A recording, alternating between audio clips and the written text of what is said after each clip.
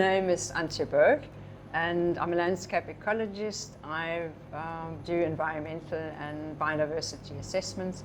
I've been working in the Sperrgebiet National Park for nearly 30 years. I have no direct link to tourism, but I've been involved in conservation planning, land use planning, rehabilitation planning. So all that contributes to future land use in the area, and that one of those future land uses is obviously tourism. Our most important natural asset in Namibia, that I would say that is definitely a statement I would stand by.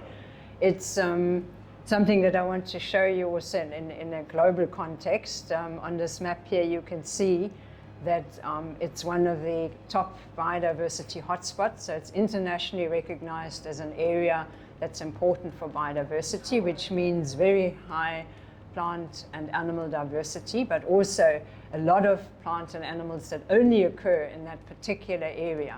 And that is something unique, and that uniqueness is what makes it special on the one hand.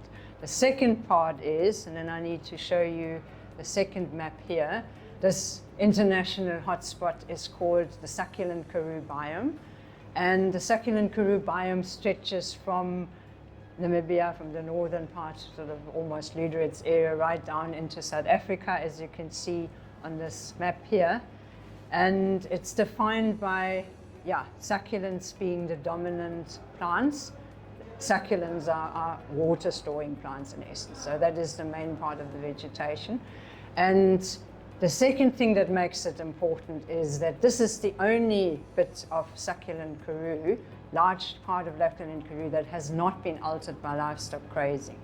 So if you look at this map here, you can see those green outlines are the protected areas, and the largest section of protected area is the northern bit, which is the Sperrgebiet National Park. And that area, because of the restrictions, the restrictions during the Diamond Act, it has not been used for livestock grazing. So we've got an unaltered national and international biodiversity hotspot there. So that is extremely unique. And further to this whole uniqueness of the area, we've got an enormous habitat diversity. So we've got everything in terms of desert habitats that one would imagine: pans, riverbeds, dry riverbeds, gravel plains, sand plains, dunes, and all of it is interlocked. So there's a little patch of sand dune next to an Inselberg and next to a pan. So this is incredible diversity. We've also got an area that gets two rainfall regimes, winter and summer rainfall. It's in fact a transitional area between winter and summer rainfall. So that means that all contributes to the high diversity. So we've got plants and animals that are adapted to summer rainfall as well as those that are adapted to winter rainfall. So that's quite amazing. And the diversity, we've got numbers for the flora that's relatively well studied. There's over 1,000 plant species in that park. And just to put it in perspective, that's almost a quarter of the entire flora of Namibia. We've got 4,300 in total in the country. And so all of that in that one area. And then in addition to that, a lot of those, a good percentage of those, and we know for certain about 30 species only occur in that park. So that's unique. There's plenty of new opportunities here because, it is unique. I mean, one could do specialist tours, for example, looking at small fauna, and particularly looking at the plant diversity, the fauna and the vegetation. That's something absolutely unique you don't find anywhere else in the country.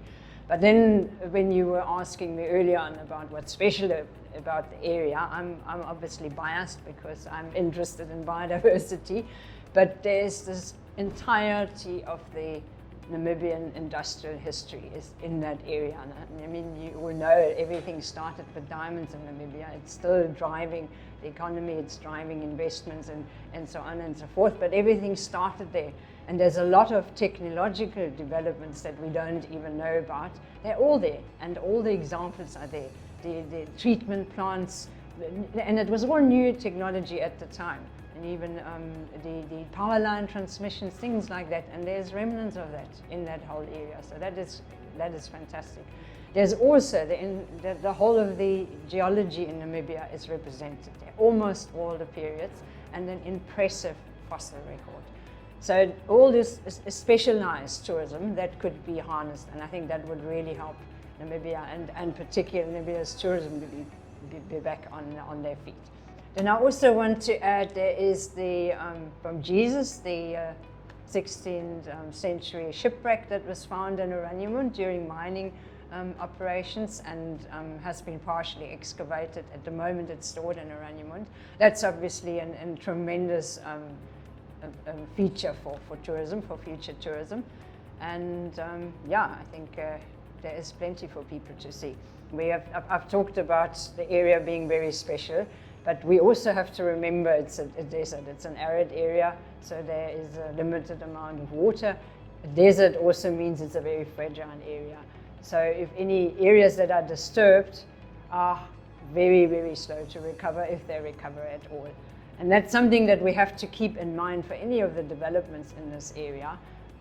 That includes tourism, and it includes also all these plans for green energy now, because with so many endemic species, which means species that are restricted to a very small area within that area, there is a good chance that you could lead, that developments could lead to the extinction of species, and that's something no investor would like to be associated with.